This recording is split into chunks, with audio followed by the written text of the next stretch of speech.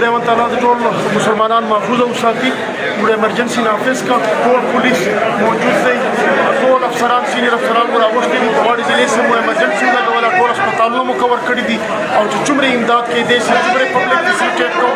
زموږ بیسک ریسپانسبیلیټي دا ده چې موږ ایرلیونټ خلک دې ځای نه لرې کوو. تاسو به تبسس سره هغوی ته ریکویسټ کوو چې ایرلیونټ خلک دې نه راځي، چې په پیشنټ سره ډاکټران دې د هغوی ټریټمنټ وکړي. ټول ډاکټران ورته موجود دي، زه خپله ورته موجود یم. ایمرجنسي نافذه ده، ایرلیونټ کراوډ هغه مینیج کوو لګیا. نور انشاءالله انتظامات موږ مکمل کړي